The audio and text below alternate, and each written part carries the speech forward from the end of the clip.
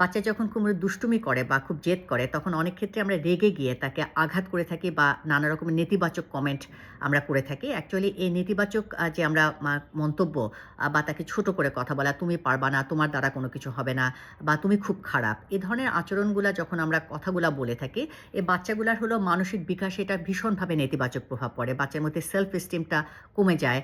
বাচ্চার মধ্যে এক ধরনের কিন্তু আত্মসম্মানে আঘাত লাগে এবং এই যে আপনি তখন তাকে নেতিবাচক যে কমেন্টগুলা করছেন, এটা হয়তো সবসময় আমরা মিন করে বলি না। কিন্তু বাচ্চা যেহেতু ছোট থাকে, সে কিন্তু সে কথাগুলো অ্যাকসেপ্ট করে ফেলে। অর্থাৎ আপনি যখন তাকে খারাপ বলছেন, সে যখন খারাপ হিসেবেই এটা গ্রহণ করে ফেলবে, তখন কিন্তু তাকে ভালো হওয়ার উৎসাহর জায়গাটা তার কম থাকে। তার মধ্যে এক ধরনের হীনমন্যতা বোধ তৈরি হয়। এর বাইরে হলো বাবা-মার সাথে তার দূরত্বের জায়গাটা তৈরি হয় এবং ভেতরে, ভেতরেই কিন্তু এক ধরনের তার অ্যাগ্রেশন তৈরি হয় এবং তার চেয়েতেও যেটা খুব খারাপ ব্যাপার হয় যে, এই যে বকা লাগাচ্ছেন বা শারীরিক আঘাত দিচ্ছেন, এটা বাচ্চাদের মধ্যে এক ধরনের অবজারভেশনাল লার্নিং তৈরি হয়।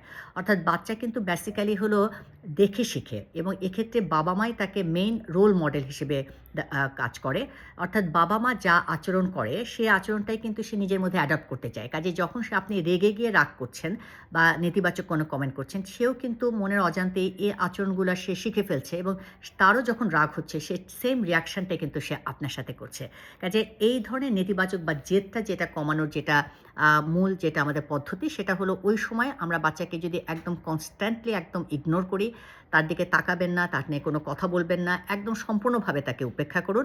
যদি দেখেন যে বাচ্চা তার আচরণের লিমিট ক্রস করছে, যেমন আপনার কারো গায়ে হাত তুলছে, না বলে কোনো একটি সে কোনো কারো কাছ থেকে কোনো কিছু নিয়ে নিয়ে যাচ্ছে বা এমন কোনো আচরণ যেটা ঠিক আপনার একেবারে সীমা লঙ্ঘন করা বা শাস্তিযোগ্য অপরাধ, সেক্ষেত্রে শাস্তির পরিবর্তে আপনারা সাময়িকভাবে সে সুবিধা কিছুটা কমিয়ে দিতে পারেন। সুবিধা অর্থাৎ হলো আপনার তার সাথে যে পরিমাণে কেয়ার করেন, যে পরিমাণে তার সাথে আদর করেন, সে জায়গাগুলা কিছুটা কমিয়ে দেওয়া। ধন্যবাদ সকলকে।